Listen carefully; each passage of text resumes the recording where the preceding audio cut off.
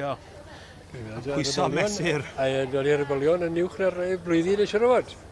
Wel, pwy sy'n mynd â hi?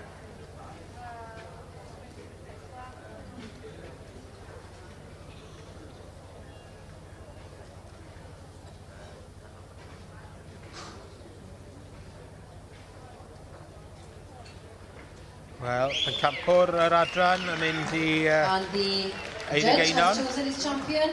Rebecca Faulkner. Justin Walters yn dangos ar ei rhan nhw. A'r Gil Wobber wedyn. I le mae'r Gil Wobber yn mynd. I'r eboleth arall. Oedd yn ail. Llongyfarchiadau mawr iddyn nhw. Hatterol Lady Beth. Pencampwr yn adran y Cobiau Cymreig ac yn ail. Parciau Anna Mai. Sarah Miriam Williams. Llongyfarchiadau mawr i chi.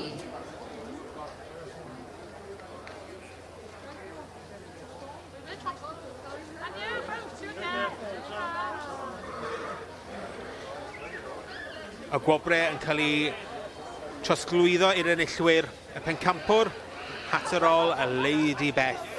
Ond cael ei arddangos gen Justin Walters ond ar berchnogaeth Eiddigeinon a Rebecca Faulkner.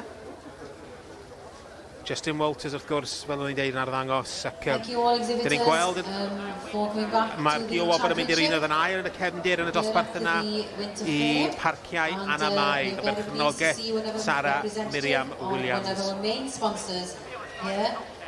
HSBC, represented by Angela Crow. HSBC proud to be the main sponsor of the Winter Fair for 30 years. And they have been working very hard, I know, over the last couple of days here at their stand, but indeed it is gratefully received the sponsorship throughout the years here at the Winter Fair. And of course, if you wish to discuss any of your banking needs, I'm sure they'd only be happy to help.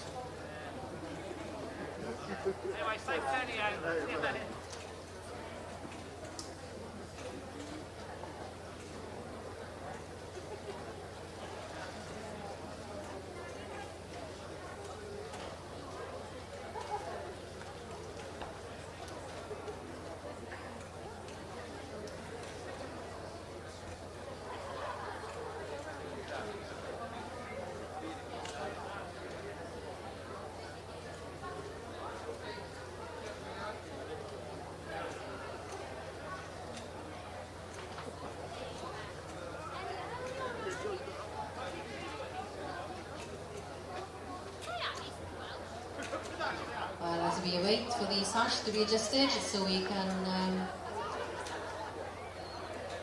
show your appreciation, ladies and gentlemen, to the champion section D here this afternoon. Number 1.45, Mr. Eiddigeinon, Hatterol Lady Beth. O Abergavenny, Hatterol Lady Beth. And the reserve goes to second in that class, also number 1166, Parciau Anna Mai. Llongyfarchiadau mawr nhw.